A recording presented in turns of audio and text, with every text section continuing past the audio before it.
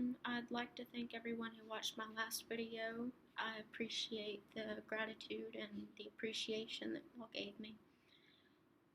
I answered quite a few questions about me and about ISTJs in general, and I got a lot of questions back about even more things this time. I got a question from, I hope I say this right, Carvin. Sorry if I said it wrong. Do I have any real friends in my real life that I open up to? And the closest person I have as a friend that I can do that to is my husband.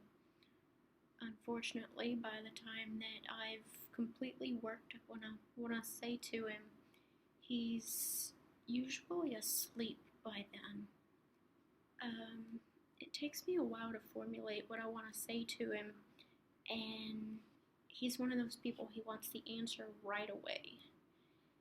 So you can see how that's a problem for me. I love to think about what I'm going to say, and I haven't found anybody around here yet that I can trust in such a way that I can talk to them openly. I had a friend like that when I was back home, but ever since I've moved to North Carolina, I haven't found that yet. I'm looking for someone, but I just haven't reached it yet, so for now I'm fine with my friend online that I've never met. The next question I got was from Jody. She asked, do I sometimes use intuition? From a young age until recently, I was actually mistyped as an INTJ. So I do use intuition, but it's not something that I go by. Example, fantasy football is hard for me.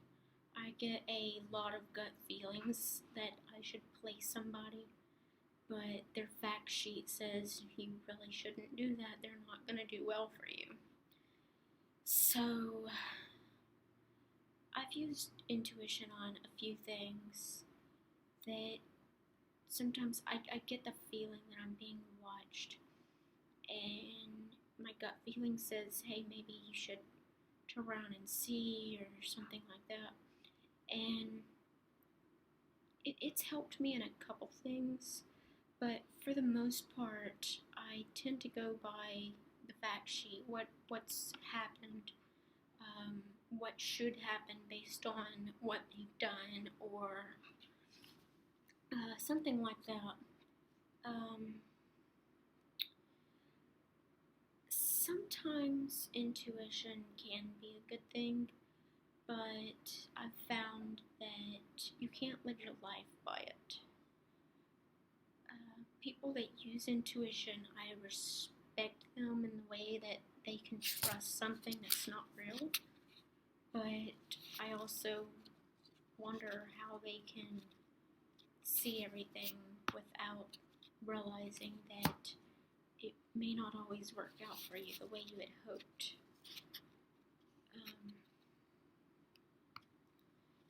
Intuition can just be something that is as simple as saying a mother has intuition about her child being hurt. A mother's always going to feel like she has to take care of her baby no matter what, and if she gets the intuition that her child's hurt, it could worry all day going, oh, I have to go check on her and all that, and then when you get there, your intuition could have been wrong, and you wasted your time leaving work, driving to go see what's happened, when you could have maybe just said, hey, maybe I should have called, or the facts say that my child loves to do things to get in trouble or to draw my attention away because they love having attention. Not that I have a problem with a mother's intuition. I'm not a parent yet. I've been trying for 3 years. It's just not happening. So I can't give you my full sense of intuition yet, but I do use it sometimes. It's just, for me, it's not a logical way to see things. Um, with that being said, Sarah asked a question.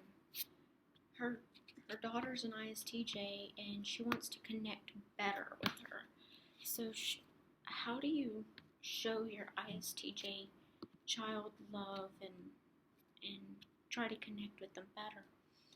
And I don't want to give you parenting advice because I'm not a parent.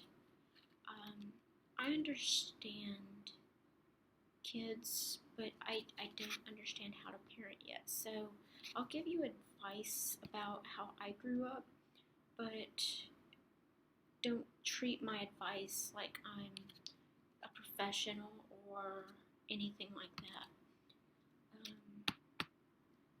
My dad was great at understanding and showing love to me, whereas my mother she never truly understood everything about me. We still fight about a lot of stuff, a lot.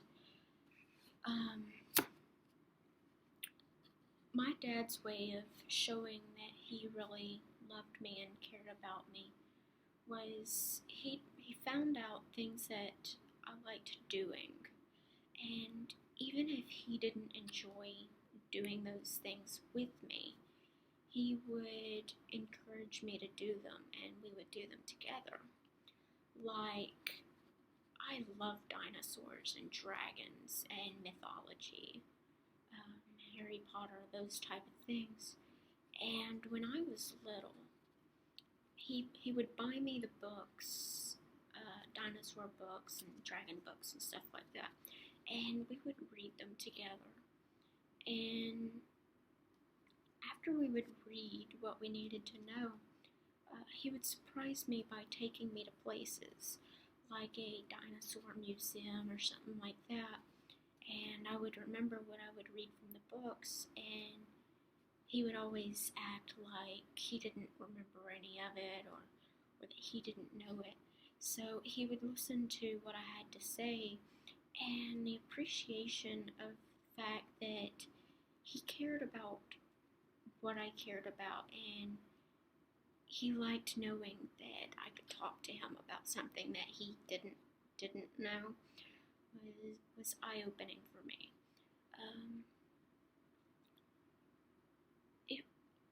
It was in such a way that he did that so much for me that I started doing that back for him.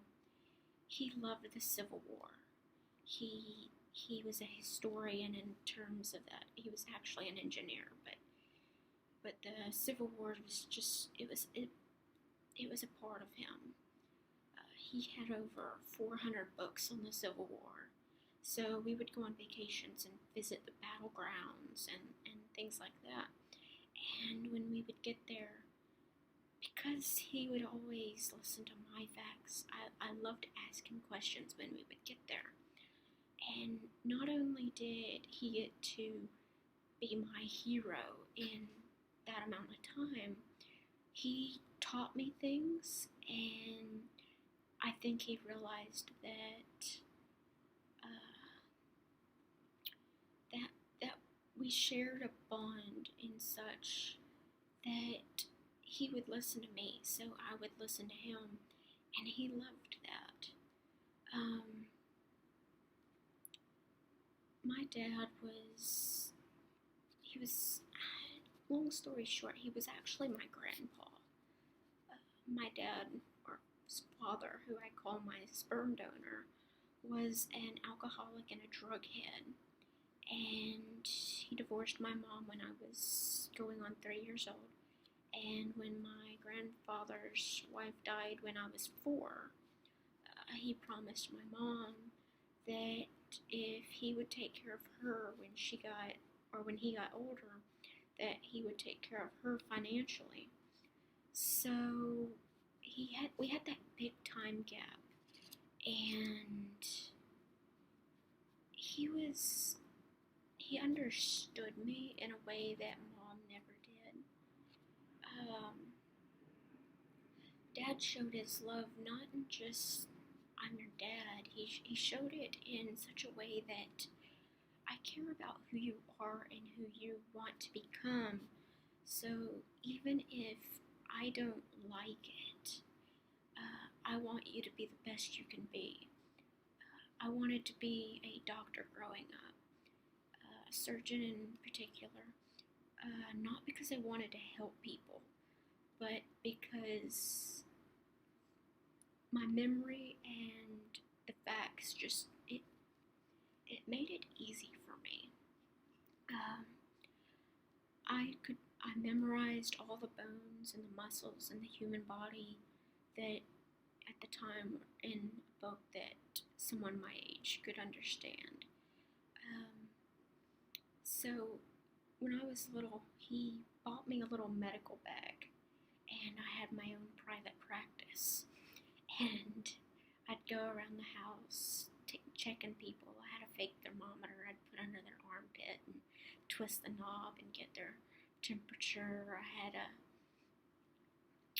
had a little stethoscope that actually worked. I could hear their heart through it, and I'd walk around. And as a kid, I'd sit there and go, "You have a temperature of 102, and you do this, and you have this really nasty cough.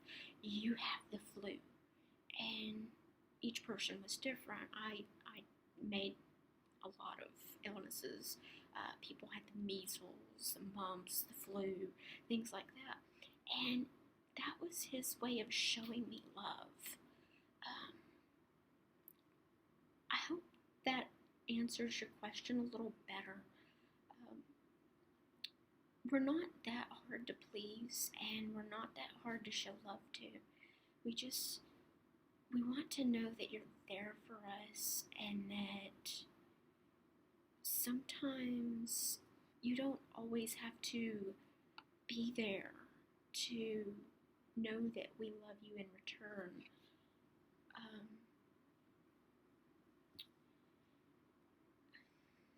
I don't know what to say. We've got a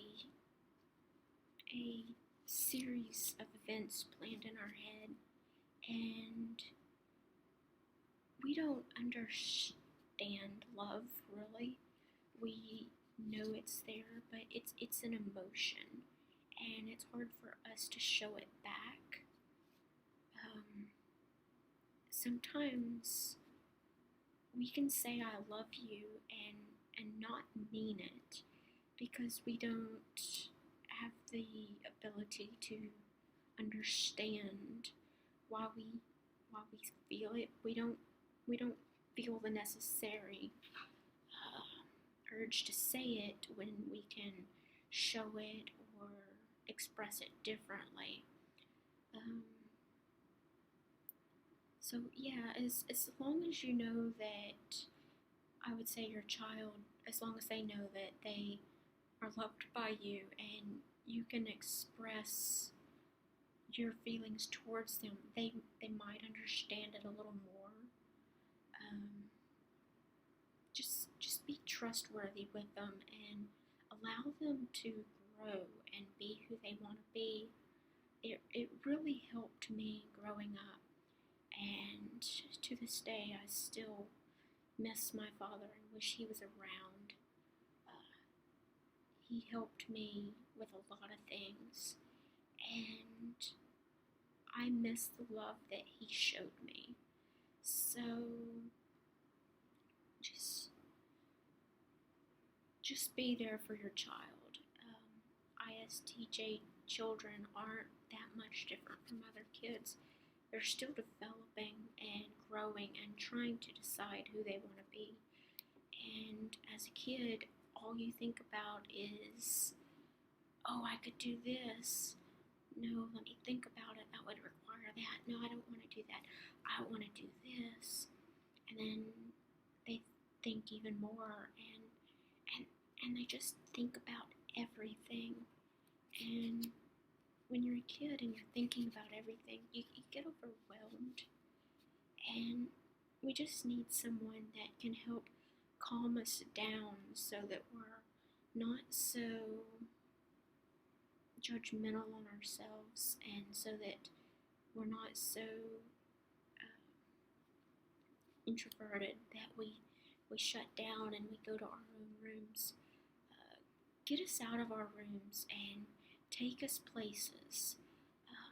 If your kid loves animals or something like that, buy them a book and read it with them about their animals and what they love, and take them to the zoo and spend time with them in the areas that they love, not just the spots that you love, but take them to where they love and ask them questions about what they might have read about that particular animal. And when they see that you're caring enough to hear what they have to say, a young child their eyes will light up and go, wow, they want to know something from me. And they'll probably respond in such a way that you feel much better about yourself. So yeah, just be there for your child, and they'll love you for it. The next question I got was from Shannon. Is it hard for me to feel light or joking in a daily basis? And I would have to say I find it very difficult to not be serious and to be someone besides who I am.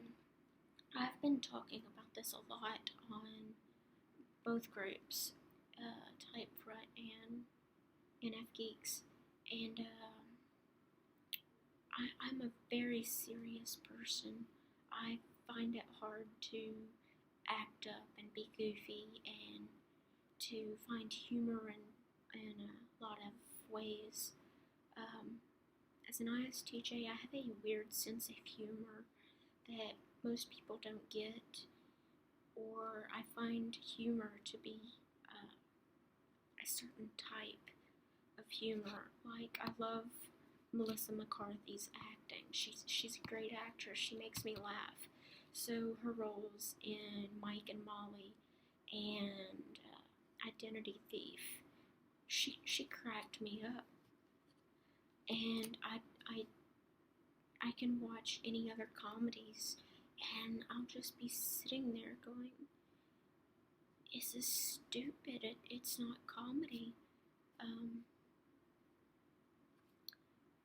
It's hard for a serious person who's like me. We think about what is being said, and I don't get how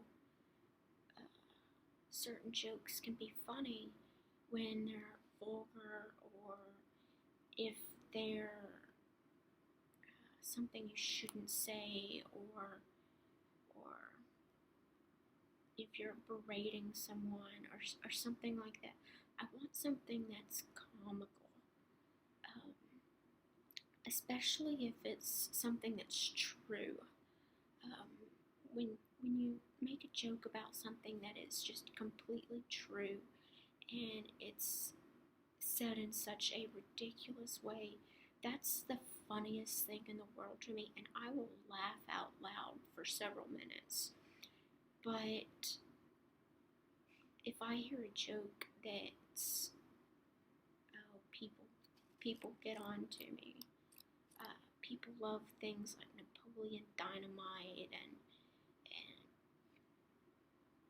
Jackass and things like that. It's they won Anchorman. Can't stand it.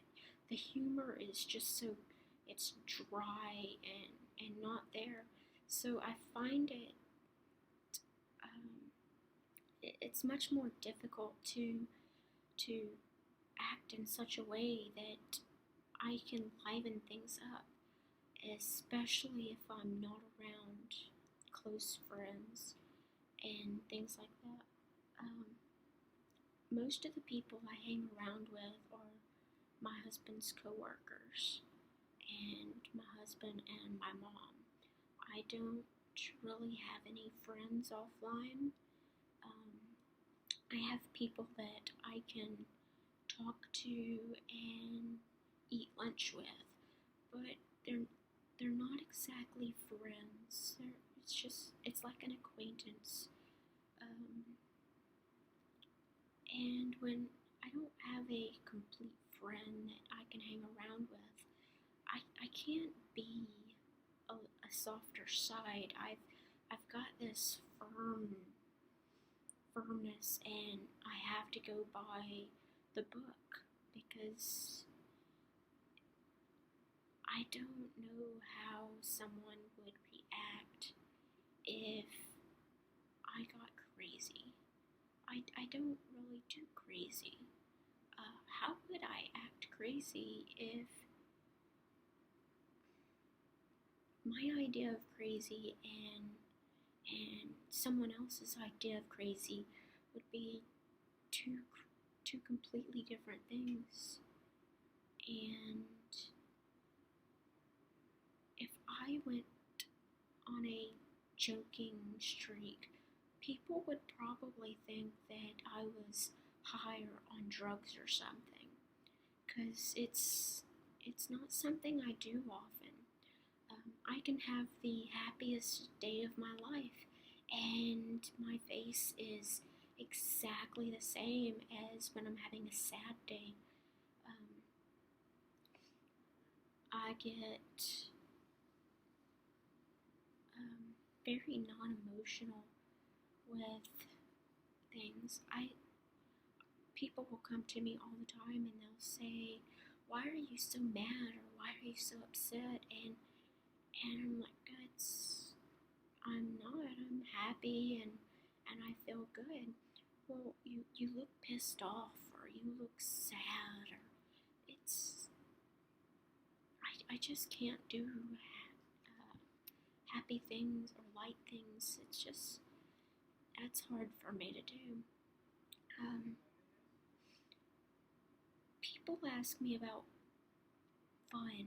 Do I have fun? I do have fun, but I schedule things. I don't always have to write the schedule down, but the schedule's in my head. So um,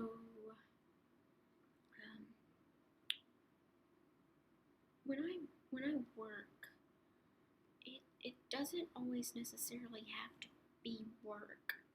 It's For me, work is doing things like cleaning or doing a chore or doing something for the company. Um, Things that keep you busy.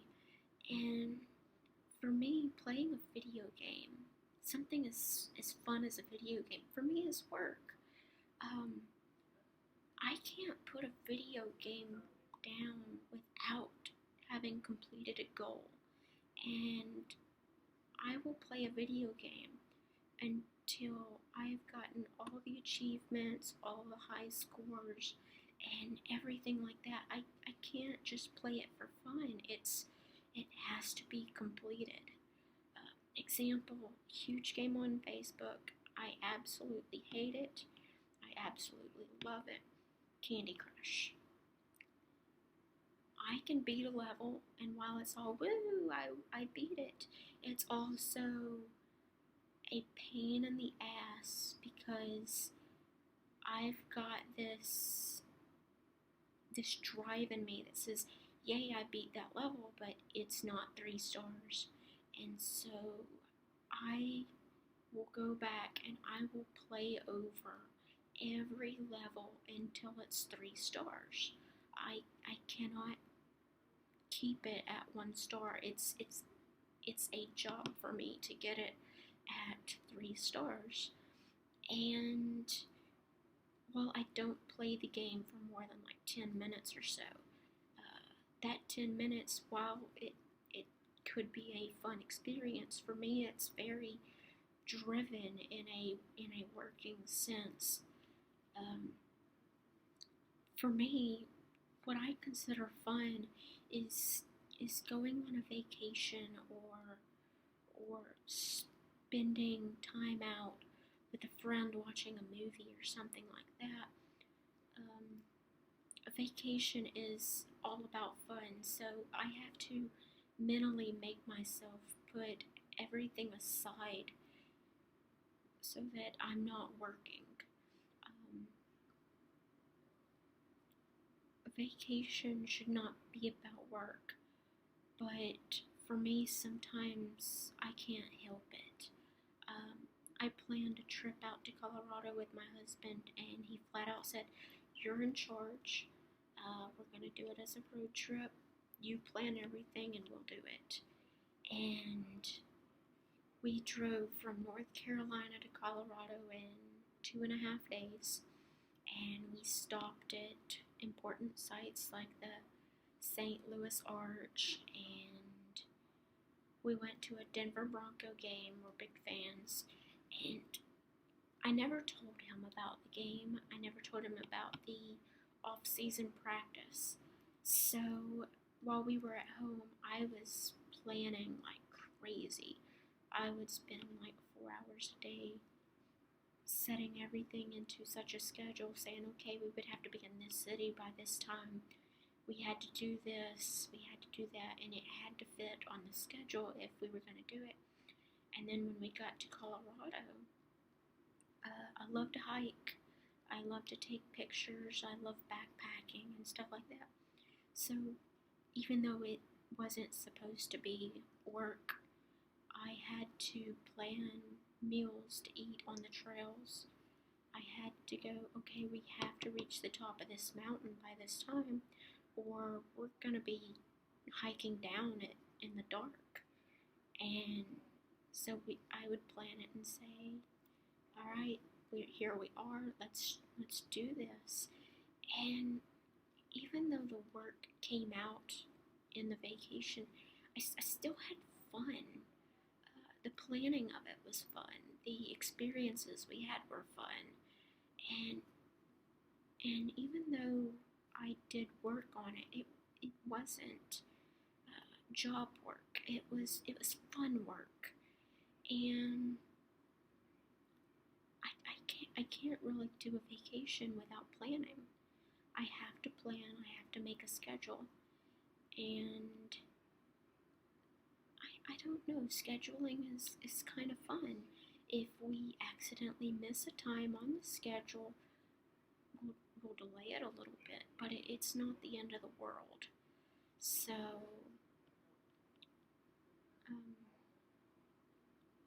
fun is relative. I love to work, I love to have fun, but there's a time and a place for each of them.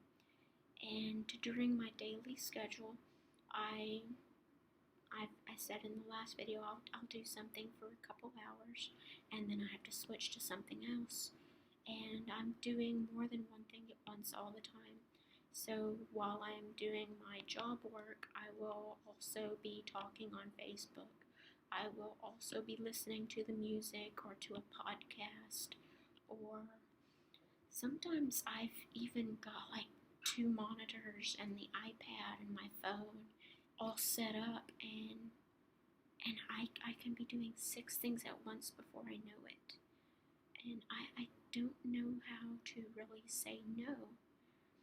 So I'll be typing here and poking here, and that's fun for me. I can keep up with everything. So an ISTJ is we've got a busy mind, and having the busy mind, I think, keeps us out of trouble for the most part.